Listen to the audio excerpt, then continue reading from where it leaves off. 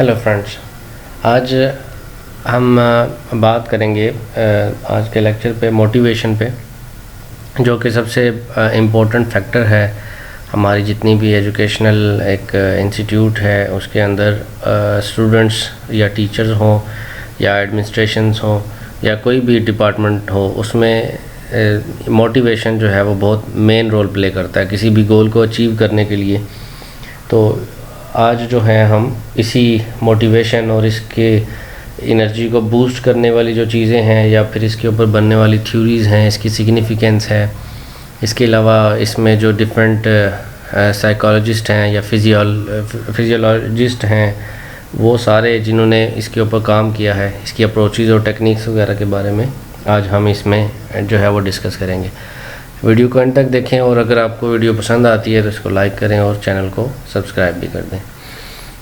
सबसे पहले हम इसकी सिग्निफिकेंस पे बात करते हैं। तो डिफरेंट जो साइकोलॉजिस्ट हैं उन्होंने डिफरेंट एक्सट्रीम में इसको जो है वो एक्सप्लेन किया हुआ है। इसमें कुछ स्टेटमेंट्स मैंने यहाँ लिखी हैं, जैसे हैक्सन की एक स्टेटमेंट है, activity that initiates weather internal और एक्सटर्नल इज़ मोटिवेशन। मतलब कोई भी एक्टिविटी अगर हम स्टार्ट करते हैं तो उस में मोटिवेशन का आंसर लाजमी होता है, चाहे वो इंटरनली हो या एक्सटर्नली हो। इसके अलावा स्किनर ने इसके ऊपर बात की है, motivation is super highway to learning. मतलब इसको बहुत ज़्यादा इंपॉर्टेंस देते हुए इसको सुपर हाई वे का जो है वो नाम दे रहे हैं कि ये बहुत ज़्यादा इंपॉर्टेंस रखने वाली एक चीज़ है। इसके अलावा वुडवर्थ की एक स्टेटमेंट है कि motive is a state of the individual which disposes him towards certain behavior and for seeking certain goals। तो यहाँ पे डिफरेंट अप्रोचेज़ जब हम पढ़ेंगे तो उसमें हमें पता चलेगा कि जो है वो कौन सी अप्रोच जो है वो इंटरनल मोटिवेशन पे बेस्ड होती है और कौन सी जो है वो एक्सटर्नल मोटिवेशन पे बेस्ड होती है। तो यहाँ पे डिफरेंट साइकोलॉजिस्ट ने इसको डिफरेंट थीम में एक्सप्लेन किया हुआ है। इसके अलावा भी जॉनसन है, यंग है, इसके अलावा और बहुत सारे जो हैं वो साइंटिस्ट हैं जिन्होंने साइकोलॉजिस्ट हैं जिन्होंने इसके ऊपर जो है वो अपनी थ्योरीज जो हैं वो दी हुई हैं। आज हम इसमें कुछ पॉइंट्स पढ़ेंगे, उनको हम लेके चलते हैं। अब इसमें सबसे पहले हम देखते हैं कि मोटिवेशन क्यों ज़रूरी होती है। इसके लिए हम दो हिस्सों में इसको डिवाइड करते हैं। इसको हम दो पार्ट्स में क्लासीफाइड करते हैं। मोटिवेशन ये एक मतलब स्टेट ऑफ माइंड है, तो उस हवाले से जो अचीवमेंट हमने हासिल करनी है उसके लिए ये कुछ मोटिव्स हैं प्राइमरी। इसमें प्राइमरी मोटिव्स में हंगर है, थर्स्ट है। देखें, भूख के लिए कोई बंदा जो है वो मोटिवेट मतलब उसको ज़रूरत पड़ती है और वो उसके लिए काम करता है। मतलब किसी बंदे को भूख भी जो है, हंगर भी जो है वो कोई मोटिवेशन दे सकती है कि मुझे ये काम करना है और ताकि मैं बेहतर जो है वो अपना रोल प्ले कर सकूँ। फिर रेस्टिंग आफ्टर बीइंग टायर्ड। अब इसमें ये पॉइंट भी बड़ा वैलिड है। जब कोई बंदा बहुत ज़्यादा काम करता है तो उसके बाद उसको रेस्ट की ज़रूरत होती है। मतलब बहुत ज़्यादा जब वो टायर्ड होता है तो वो अपने काम को और जल्दी से निपटाता है ताकि उसके बाद वो आराम कर सके। इसके अलावा engaging in work after rest. मतलब ये है कि उसके जहन में ये चीज़ आती है कि मैं जितनी जल्दी ये काम ख़त्म कर लूँगा उतनी जल्दी जो है वो मुझे रेस्ट करने का मौका भी मिलेगा। तो ये उसका एक प्राइमरी कंसेप्ट इसलिए भी है क्योंकि कोई भी बंदा जब हार्ड वर्क करता है, बहुत ज़्यादा काम करता है, तो उसके जहन में ये होता है कि मैंने ये हार्ड वर्क या ये काम को कंप्लीट करने के बाद जो है वो मेरा मोटिव ये होगा कि मैं रेस्ट कर सकूँगा, मैं मतलब अपने काम में लॉयल होकर काम करूँगा और उसके बाद आराम करूँगा। जैसे मतलब नीड बेस्ड जो वर्क होता है। इसके अलावा जब ओवर टाइम लगाया जाता है तो उसकी एक डिफरेंट जो है वो एक्सट्रीम है। Need for sleeping. अब ये हमारा प्राइमरी मोटिव है कि हमने टाइम निकालना है। टाइम निकालना क्या है, हम ज़रूरी है उसके लिए सोना। इसके अलावा अननेसेसरी वेस्ट हैं, जैसे हम कोई भी अपनी बॉडी के अंदर जो भी एक सिस्टम है पूरा जो है उसमें रिलीजिंग का एक कंसेप्ट पाया जाता है कि हम जो है वो जब बहुत ज़्यादा खाते हैं तो उसके लिए वेस्ट भी निकलता है। तो वो मतलब हमारे बॉडी के अंदर एक जो है वो रिलैक्स का जो है वो अंसर पैदा करता है। इसके अलावा सेटिस्फाइंग सेक्सुअल डिज़ायर, ये भी एक ह्यूमन नीड है मतलब कि जितने भी ह्यूमंस हैं उनके अंदर ये जो है वो डिज़ायर पाई जाती है। और इसमें भी ये है कि इसका प्रॉपर एक वे है कि एक स्पेसिफ़िक एज के ऊपर जाके जो है वो ये डिज़ायर भी पूरी होती है और इसको एक राइट वे में कंप्लीट किया जाता है। और अगर राइट वे में नहीं किया जाता तो उसके लिए ज़ाहिर सी बात है सोसाइटी में बैलेंस क्रिएट हो जाता है। नीड फॉर प्रोटेक्शन, अब इसके अलावा कोई भी बंदा जो है वो अपनी प्रोटेक्शन चाहता है किसी भी हवाले से, मतलब सोसाइटी में उसको प्रोटेक्शन चाहिए कि मतलब ये है कि लाइफ प्रोटेक्शन है, इसके अलावा जॉब प्रोटेक्शन है या कोई भी चीज़ है, तो उसके लिए वो मोटिव रहता है कि मैंने अपनी लाइफ, या जिसको हम डेथ एक्सटेंड कहते हैं और लाइफ एक्सटेंड भी होता है एक, तो मतलब ये है कि ये दोनों अप्रोचेज़ जो हैं वो ह्यूमन माइंड के अंदर ऑलरेडी मौजूद होती हैं। इसके अलावा कुछ सेकेंडरी मोटिव्स हैं। जब हम प्राइमरी मोटिव्स में जो बेसिक्स हैं, जो फंडामेंटल्स हैं, उनको कंप्लीट कर लेते हैं तो उसके बाद जो है वो सेकेंडरी मोटिव्स आती हैं। इसमें भी वही पॉइंट्स हैं, नीड फॉर बीइंग इंडिपेंडेंट, के बंदा इंडिपेंडेंट होना चाहता है, उसके पहले वो डिपेंडेंट होता है दूसरों पे, लेकिन एक स्पेसिफिक एजुकेशन और करीब माहौल क्रिएट करने के बाद वो इंडिपेंडेंट हो जाता है। इसके अलावा प्रोटेक्शन रिलेटेड नीड्स उसको चाहिए होती हैं। इसके अलावा अचीवमेंट रिलेटेड नीड्स, मतलब ये है कि अगर उसने कोई गोल अचीव करना है तो उसके लिए वो ट्रेनिंग सेशन या जो भी इन्वायरमेंट उसको मिलेगा उसके अकॉर्डिंग वो काम कर सकेगा और कामयाब हो सकेगा। इसके अलावा अफेक्शन रिलेटेड नीड्स मीन्स कि उसको लव, केयर और ये चीज़ें जो हैं वो सारी भी चाहिए होती हैं जो कि ज़रूरी हैं उसकी सेकेंडरी मोटिव्स को कंप्लीट करने के लिए। इसके अलावा रिस्पेक्ट एंड सोशल एक्सेप्टेंस, मतलब ये है कि उसको सोसाइटी में इज़्ज़त चाहिए और एक्सेप्टेंस चाहिए कि उसका सोसाइटी में कोई ना कोई रोल हो। मतलब ये है कि वो बिल्कुल इंडिविजुअलिज्म पे बेस ना हो बल्कि एक सोशल पर्सन हो कि जिसका तल्लुक जो है वो सोसाइटी से भी हो और वो सोसाइटी से भी अपनी मोटिवेशन लेता रहे और सोसाइटी उसको इसका रिवार्ड करती रहे। नीड फॉर पावर, अब इसमें यह होता है कि जब बंदे कुछ बहुत ज़्यादा एक्सट्रीम लेवल पर चले जाते हैं, मोटिवेटेड हो जाते हैं, तो वो क्या करते हैं, फ्रीडम फाइटर बन जाते हैं या फिर इसी तरह मतलब कि गवर्नमेंट में या किसी भी और डिपार्टमेंट में एक अच्छी पोस्ट पर जाने की कोशिश में लगे रहते हैं। और जैसे CSP ऑफिसर के लिए CSS की ट्रेनिंग होती है या FPSC के टेस्ट होते हैं, जितने भी ये सारे जो हैं वो इंसान को एक नेक्स्ट लेवल पे पहुंचाने की जो है उसके अंदर एक सलाहियत जो है वो पैदा करते हैं। तो ये इसके कुछ सेकेंडरी मोटिव्स हैं। अब इसमें मोटिवेशन जो है इसको अगर हम लें तो क्योंकि हम एजुकेशन डिपार्टमेंट के रिलेटेड इस चीज़ों को लेते हैं तो हमें ये देखना है कि एज अ लर्निंग हम मोटिवेशन को जो है वो कैसे जो है वो यूटिलाइज़ कर सकते हैं। तो इसके लिए सबसे पहला पॉइंट जो है वो मैचुरेशन है। अब इसमें ये क्या है कि जब भी कोई टीचर बच्चे को पढ़ाता है तो ज़ाहिर सी बात है वो ये देखता है कि बच्चे का जो है वो मोटिवेशन लेवल क्या है। मीन्स कि जब भी बच्चे को पढ़ाया जाता है तो उसकी लेवल पे जाके पढ़ाया जाता है। अगर मैट्रिक का बच्चा है तो उसको मैट्रिक के अकॉर्डिंग ही पढ़ाया जाएगा, अगर प्राइमरी का बच्चा है तो उसको प्राइमरी का, और यूनिवर्सिटी का है तो उसको उसी के अकॉर्डिंग। तो मैचुरेशन का मतलब ये है कि किसी भी स्टूडेंट को उसके फिज़िकली, मेंटली, इमोशनली, कल्चरली जो है वो मैच्योरिटी देखनी होती है और उसके बाद उसको मोटिवेट करना होता है उसके अकॉर्डिंग, ताकि उस मोटिवेशन का जो है वो राइट जो है वो एक रिज़ल्ट मिल सके। ऐसा ना हो कि वो मोटिवेशन नेगेटिव हो और उसके रिज़ल्ट में जो है वो एक डिफरेंट स्ट्रीम में चला जाए। रिस्पेक्ट फॉर पर्सनैलिटी में अगर हम बात करें तो हर बंदे की अपनी एक सेल्फ़ रिस्पेक्ट होती है, स्टूडेंट्स में भी होती है, चिल्ड्रंस में भी होती है। तो जब हम किसी एक चिल्ड्रन को किसी के सामने जो है वो स्नब करते हैं, उसको डांटते हैं, तो उसके अंदर एक जो सेल्फ़ रिस्पेक्ट का आंसर है वो डिस्टर्ब होता है और उसके रिज़ल्ट में उसमें नेगेटिव जो है वो मोटिवेशन क्रिएट हो सकती है उसकी पर्सनैलिटी के अंदर।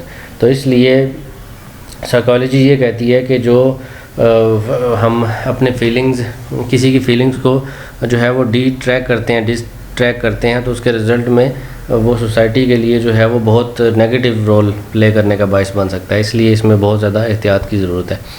सिक्योरिंग अटेंशन, अब जब भी कोई बंदा जो है वो काम करता है तो उसको अगर उसके नतीजे में अटेंशन नहीं मिलती, उसको उस तरह का मोटिवेशन नहीं मिलती, तो उसके रिज़ल्ट में भी वो जो है वो अपने इंटरेस्ट जो है वो खो देता है।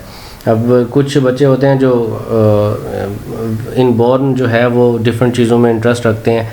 फॉर एग्ज़ाम्पल एक बच्चे का जो शौक़ है वो आर्मी में है तो या फिर मेडिकल में है, तो उसको फिर उसी फील्ड के अंदर मोटिवेशन जो है वो मिलनी चाहिए ताकि वो उसको अटेंशन दी जाए ताकि वो उस गोल को अचीव कर सके। इसके अलावा सिग्निफिकेंट ऑफ एटीट्यूड, ये चीज़ बड़ी मैटर करती है कि जब एक बच्चा एक बहुत ज़्यादा बैकग्राउंड सिचुएशन से आता है, बैकग्राउंड माहौल से, रूरल एरिया से, तो उसके रिज़ल्ट में भी उसका एटीट्यूड डिफरेंट होता है, जबकि वहाँ के मौजूद लोगों का एटीट्यूड डिफरेंट। तो वहाँ पे हमें फिर हर टीचर का ये काम बनता है कि उसके साथ एक बेहतर एटीट्यूड के साथ उसको चीज़ों को अंडरस्टैंड करवाए, तभी वो जो है वो समझ सकेगा। प्रेज़ एंड रीप्रूफ एक बहुत इंपॉर्टेंट फैक्टर है। प्रेज़ का मतलब यही है कि हम बच्चे को बार बार जो है वो अप्रिशिएट करते हैं, अगर वो कोई अच्छा काम करता है तो अप्रिशिएट करते हैं। लेकिन क्या है कि रीप्रूफ का मतलब ये है कि उसको कहते हैं कि दोबारा से इस चीज़ को रिवाइज़ करे और दोबारा से।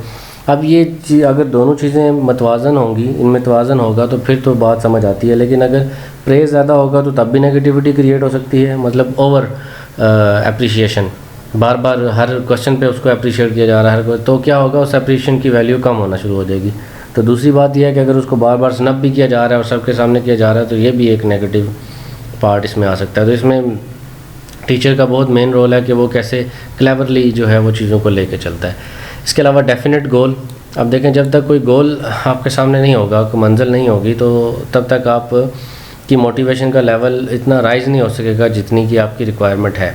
तो इसलिए ये चीज़ बड़ी मैटर करती है कि आपने गोल कौन सा जो है वो सेट किया हुआ है। तो उसके लिए फिर आपको उस तरह का नॉलेज, उस तरह की प्रोग्रेस और उस तरह की मैक्सिमम जो है वो एफ़र्ट करनी होगी। तो उसके लिए ज़ाहिर है स्टूडेंट को ज़्यादा मोटिवेशन की ज़रूरत है, और उसके लर्निंग प्रोसेस में तभी बेहतरी आ सकती है जब वो इफ़ेक्टिव उसकी मोटिवेशन जो है वो साथ साथ चलती रहेगी। इसके अलावा सेल्फ़ मोटिवेशन है। सेल्फ़ मोटिवेशन का मतलब ये, इसको हम इंटरनल मोटिवेशन की कैटेगरी में भी ले सकते हैं कि जब किसी बंदे के क्लियर होते हैं ऑब्जेक्टिव्स, तो वो उसके अकॉर्डिंग ही अपने अंदर एक करैक्टर डेवलप कर लेता है, और फिर वो किसी आइडियल पर्सनैलिटी को फॉलो करके उसको अप्रोच करने की जो है वो कोशिश में लगा रहता है, और उसके रिज़ल्ट में लाजमी कोई ना कोई नतीजा भी जो है वो अख़ज़ कर ही लेता है। तो सेल्फ़ मोटिवेशन जो है ये बहुत ज़्यादा सिग्निफिकेंस रखती है, कंट्रीब्यूशन है इसकी मोटिवेशन में, सेल्फ़ मोटिवेशन में। Will to learn. अब देखें, कोई भी बंदा जो है उसके अंदर जो है वो सेल्फ़ मोटिवेशन जब पैदा होती है तो वो उसके अंदर लर्निंग इंड्यूस हो जाती है ऑटोमेटिकली। मींस कि अगर उसके अंदर सेल्फ़ मोटिवेशन है तो वो उसके अंदर एक जो है वो ख्वाहिश पैदा होगी कि मैं ज़्यादा से ज़्यादा चीज़ों को जो है वो लर्न करूं, और समझने की कोशिश करता है वो। तो मेरे ख्याल में ये दोनों चीज़ें बिल्कुल आपस में लिंक्ड हैं। जब सेल्फ़ मोटिवेशन होगी तो उसके अंदर विल टू लर्न भी क्रिएट होगा, और ये थ्रू मोटिवेशन होगा, तो इसके नतीजे ज़्यादा बेहतर और जल्दी आएंगे। Need for motivation in learning. अब जैसे हम सारी की सारी बात ही इस हवाले से कर रहे हैं कि लर्निंग जो है वो एसेंशियल है किसी भी चीज़ को, किसी भी नीड को फुलफ़िल करने के लिए। तो उसके लिए ज़ाहिर सी बात है, जब मोटिवेशन मिलेगी तो जो अनकॉन्शियस माइंड भी होगा वो भी क्या होगा, उसके अंदर भी एक सलाहियत पैदा होगी। जैसे कि ग्रे ने 1971 में इसने कहा था कि जो एक्टिविटीज़ हैं ये अनकॉन्शियसनेस के थ्रू भी जो है वो इनको अंडरस्टैंड किया जा सकता है।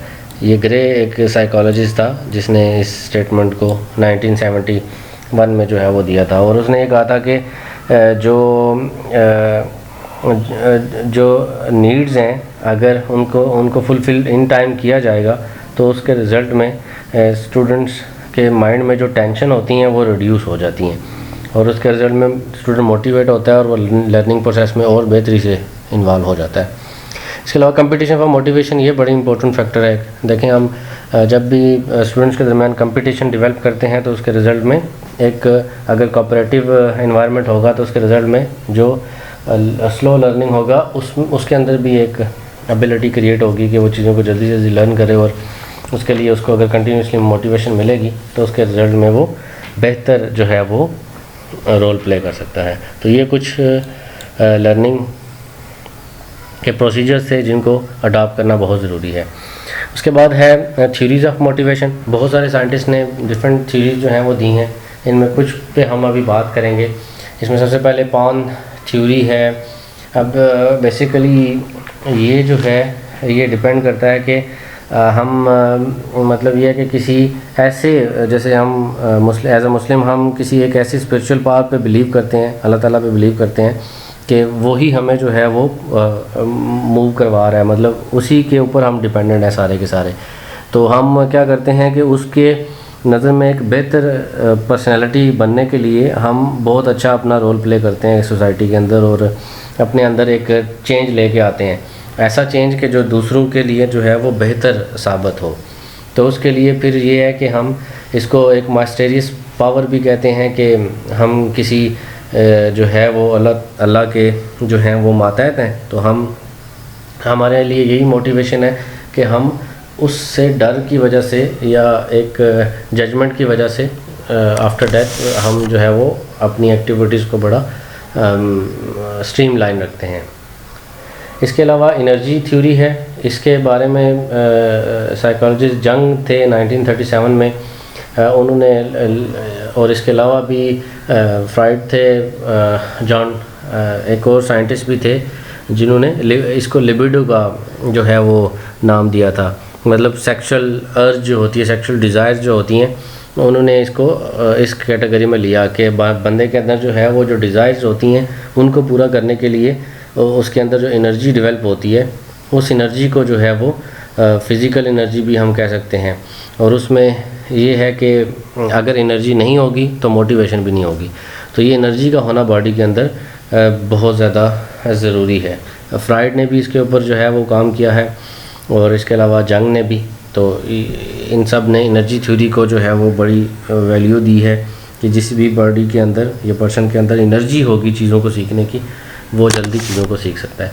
इसके अलावा इंट्रिंसिक थ्योरी है, विलियम जेम्स जो है इन्होंने ये थ्योरी जो है वो पेश की थी, और इनके मुताबिक ये था कि the human mind has certain initiate और इनहेरिटेड टेंडेंसीज़, मतलब कि विरसे के अंदर उनको बहुत सारी चीज़ें मिली होती हैं, वो उन्हीं को लेके जो है वो चल रहे होते हैं, और उसके रिज़ल्ट में जो है वो एक जो इंडिविजुअल होता है या फिर वो कलेक्टिवली जो है वो काम कर रहा होता है, और उसके रिज़ल्ट में जो है वो एक बेहतर जो है वो लर्निंग माहौल या मोटिवेशन क्रिएट करने की जो है उसके अंदर सलाहियत जो है वो पैदा होती है।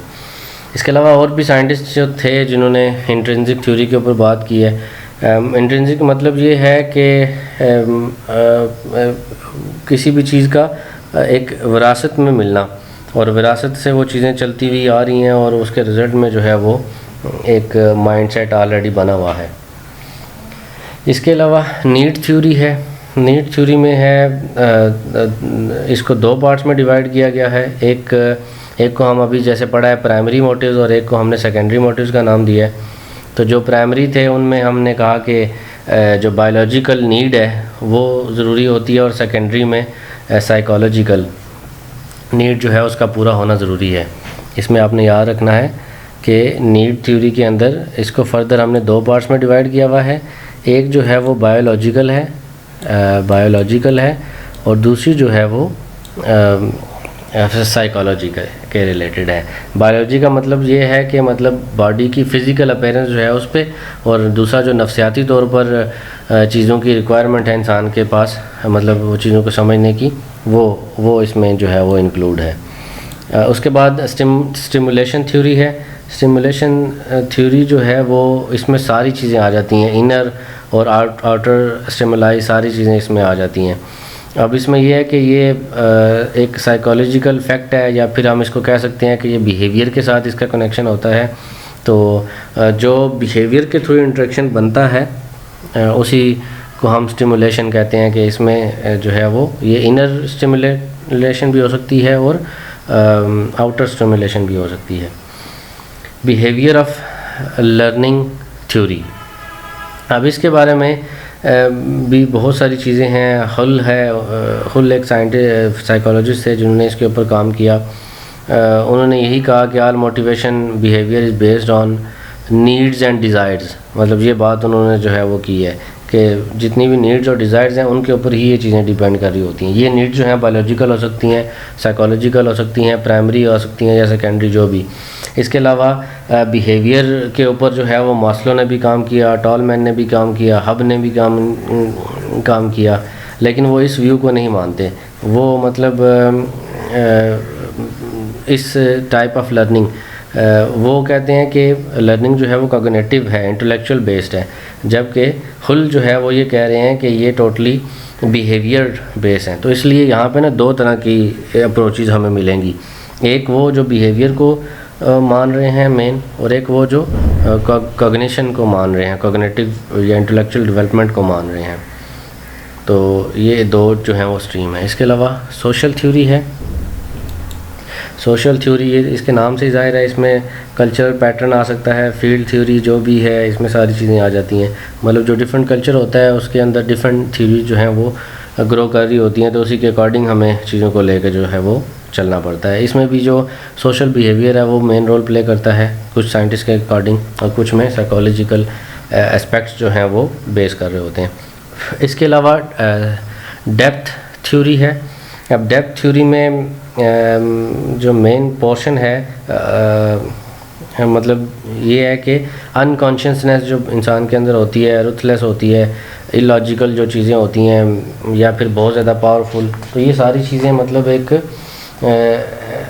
एक ऐसी अनकॉन्शियस जो है वो मतलब एक मोटिव्स हैं जो कॉन्शियस थॉट के थ्रू जो है वो डेवलप होते हैं। मतलब बंदा होता कॉन्शियस है, लेकिन वो अनकॉन्शियस एक थॉट लेके चल रहा होता है जिसमें रियलिटी बेस्ड चीज़ें बहुत कम होती हैं। मतलब ऐसी एब्स्ट्रैक्ट चीज़ें कि जिनकी एग्जिस्टेंस नहीं है उनको भी वो रियलिटी बेस्ड लेके चल रहा हो। इसके अलावा साइकोलॉजिकल थ्योरी है। ये थ्योरी जो है वो आप कह लें कि हमारी जिस्म के जो नर्वस सिस्टम है उसके ऊपर बेस्ड है साइकोलॉजिकल जो थ्योरी है। तो जितना भी नर्वस सिस्टम है उसके अंदर ये एक एबिलिटी होती है कि वो माइंड को किस डायरेक्शन में लेके जाती है, और उसका कंट्रोल तो हमारे पास ही होता है, लेकिन फिर भी उसमें डिफरेंट स्ट्रीम्स जो हैं वो पाई जाती हैं। अब इसमें hierarchy of motives by Maslow 1962 इन्होंने जो है वो वर्क किया, और इन्होंने डिफरेंट जो है वो पॉइंट्स इस हवाले से दिए हैं। 6 लेवल जो हैं वो इन्होंने प्रोवाइड किए हैं, जो कि नीचे यहाँ पे लिखे हुए हैं। इसमें सबसे पहला है basic psychological and issue needs. अब देखें जो किसी भी मोटिवेशन के लिए जो चीज़ें हमें रिक्वायर्ड होती हैं उसमें सबसे पहले हमने उसे देखनी होती है, उसका नफ्सियाती पहलू उसको देखना होता है मैस्लो के अकॉर्डिंग, तो तभी हम उसकी मोटिवेशन का जो लेवल है उसको राइज़ कर सकते हैं। इसके अलावा स्टिमुलेशन नीड्स हैं, जिसमें सेक्स एक्टिविटी है, एक्सप्लोरेशन है, एक्सेट्रा, बहुत सारी चीज़ें इसमें आ जाती हैं कि जिनको लेके चलना जो है वो बहुत ज़रूरी होता है।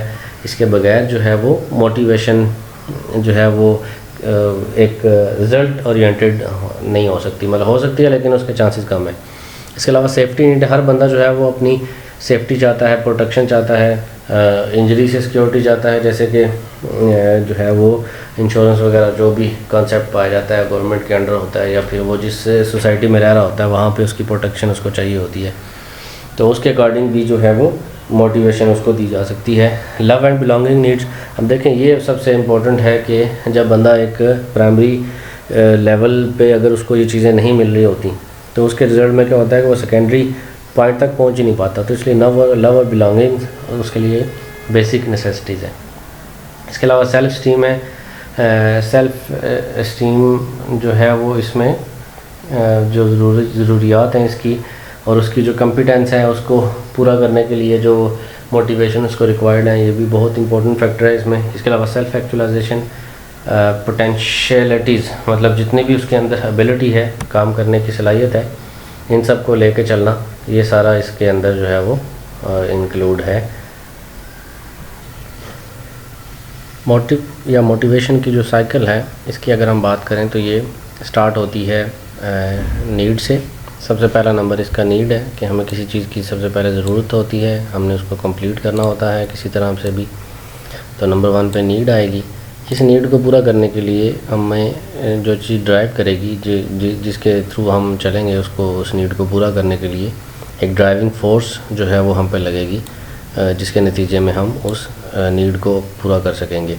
अब उसके रिज़ल्ट में क्या होगा, हमें इंसेंटिव मिलेगा, इंसेंटिव मीन्स कि हमें उसके रिवार्ड में कुछ जो है वो ऑप्शंस मिलेंगे। वो रिवार्ड जो हैं वो किसी सैलरी की शक्ल में हो सकते हैं, वो किसी अच्छे रिज़ल्ट की शक्ल में हो सकते हैं, वो प्रमोशन की शक्ल में हो सकते हैं। और उसके बाद हम क्या करते हैं कि हम एक गोल सेट करते हैं और उस गोल की तरफ जाने की जो है वो हमारी कोशिश होती है। तो नंबर 4 पे गोल आएगा। इस गोल को अप्रोच करने के बाद अगर हम देखें तो ये चीज़ रुकती नहीं है, बल्कि ये दोबारा से एक नई नीड की तरफ आती है और इसी तरह ये चीज़ें कंटिन्यूसली चलती रहती हैं इस साइकिल के अकॉर्डिंग। अगर हम इसकी अप्रोचेस की बात करें तो यहाँ पे 3 किस्म की अप्रोचेस पाई जाती हैं, बिहेवियरिस्टिक अप्रोच, ह्यूमनिस्टिक अप्रोच और कॉग्निटिव अप्रोच। ये 3 तरह की अप्रोचेस हैं जिनको जो हैं वो यहाँ पे डिस्कस किया जाता है।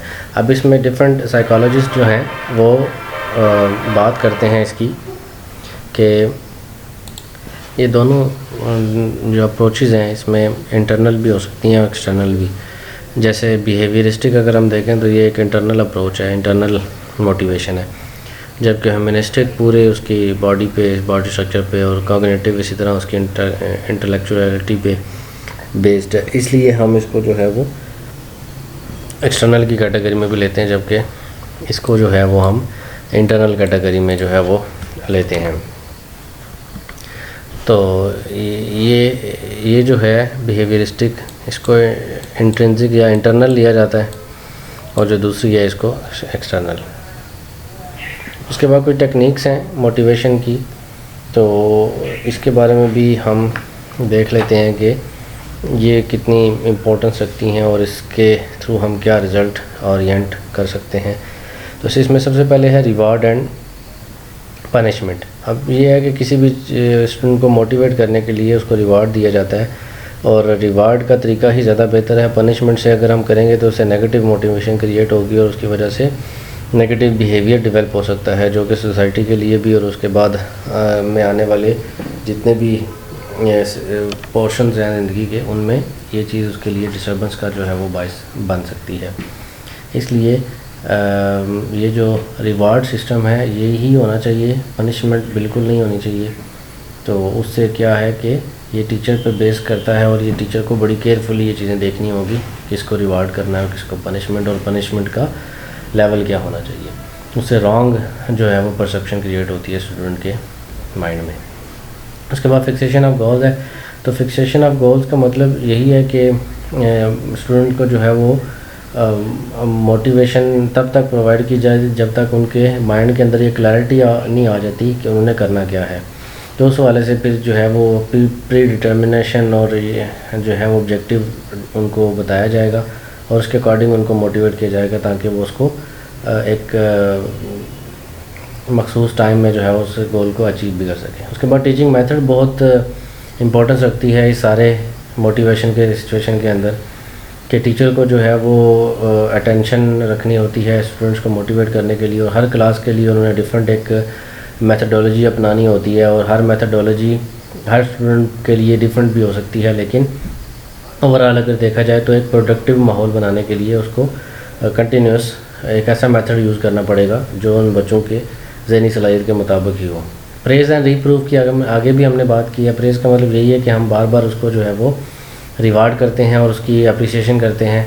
उसके रिज़ल्ट में अगर कंटिन्यूसली करते रहेंगे तो उस अप्रिसिएशन की वैल्यू भी कम हो जाती है। तो इसलिए इसमें दोनों चीज़ें आ जाती हैं, प्रेज़ भी और रीप्रूफ भी। और एक्सेस ऑफ रीप्रूफ ये भी एक प्रॉब्लम क्रिएट कर सकता है, मतलब कि इससे जो चिल्ड्रन बिल्कुल बैकवर्ड एरिया से आए होते हैं उनको प्रेज़ करना पड़ता है और बार बार उनको सारी सिचुएशन समझानी पड़ती है। तो ये चीज़ जो है वो बहुत इम्पोर्टेंट है और ये मैटर भी करती है। इसके बाद नॉवेलिटी है, मतलब कि नई चीज़ जब भी हम कोई चीज़ पढ़ाते हैं तो उसमें जो है वो जदीद जो है वो तालीम भी होनी चाहिए, उसमें उसका पार्ट होना चाहिए। मतलब वो क्लासरूम के अंदर जो है वो एक ऐसा मेथड अपनाया जाए जो कि स्टूडेंट को मोटिवेट भी कर सके और वो एक्टिविटी भी करें, और स्पेशली जो है वो प्राइमरी लेवल के जो बच्चे हैं उनके लिए एक इंटरेस्ट डेवलप करने के लिए नई से नई चीज़ें जो है वहाँ पे इंट्रोड्यूस करनी पड़ेंगी। इसके अलावा सक्सेस एंड फेलियर है। सक्सेस एंड फेलियर की अगर हम बात करें तो इसमें हर क्लासरूम में इस तरह के बच्चे होते हैं कि जो फेल भी होने वाले होते हैं और कुछ बहुत अच्छे नंबर लेने वाले भी होते हैं। तो वहाँ पे टीचर का काम बनता है कि उन दोनों को बैलेंस करके कैसे जो है वो मोटिवेट करना है, चाहे उनको डिफरेंट जो है वो फैसिलिटीज़ प्रोवाइड करके या फिर उनको मोबिलाइज़ करके उनकी एनर्जी को बूस्ट अप करके उसके रिज़ल्ट में इनको किसी तरह से बैलेंस क्रिएट करना है, और ये भी मोटिवेशन के थ्रू ही मुमकिन है। इसके अलावा कंपटीशन एक बहुत इंपॉर्टेंट फैक्टर है। कंपटीशन दो स्टूडेंट्स के दरमियान में जब किया जाएगा तो उसके रिज़ल्ट में वहाँ पे एक माहौल क्रिएट हो जाएगा हार्ड वर्क का। तो ये एक समझ लें कि हेल्दी टेक्निक है, लेकिन ये है कि इसको प्रॉपर वे से ही यूज़ करना पड़ेगा। अगर इन प्रॉपर वे से करेंगे तो जिनके एक लाइक बच्चे को नालायक के साथ कंपटीशन करेंगे तो वो तो ज़ाहिर है उसमें तो कोई डिफरेंस क्रिएट नहीं होगा, लेकिन अगर दो सेम लेवल के बच्चे हैं तो उनमें जो है वो ये क्रिएट किया जा सकता है। इससे जेलसी फैक्टर भी क्रिएट हो सकता है स्टूडेंट्स के अंदर, तो इसको बड़ा केयरफुली चीज़ों को देखना होता है इसमें भी। इसके अलावा इंटरेस्ट की अगर हम बात करें तो किसी भी स्टूडेंट के अंदर इंटरेस्ट डेवलप करने के लिए उसको मोटिवेशन की बहुत ज़रूरी है, क्योंकि हर लेवल पे प्राइमरी, मिडिल और इंटर लेवल पे या सीनियर लेवल पे जो है वो डिफरेंट अप्रोचेज़ होती हैं स्टूडेंट्स की। तो उस हवाले से जो है वो उनको देखना पड़ता है कि कौन सा अप्रोच उनके लिए जो है वो बेहतर रहेगी और कैसे उनके अंदर जो है वो इंटरेस्ट डेवलप होगा। वीडियो अगर आपको पसंद आई है तो इसको लाइक कर दें और चैनल को सब्सक्राइब भी करें। Thank you. अल्लाह हाफिज़।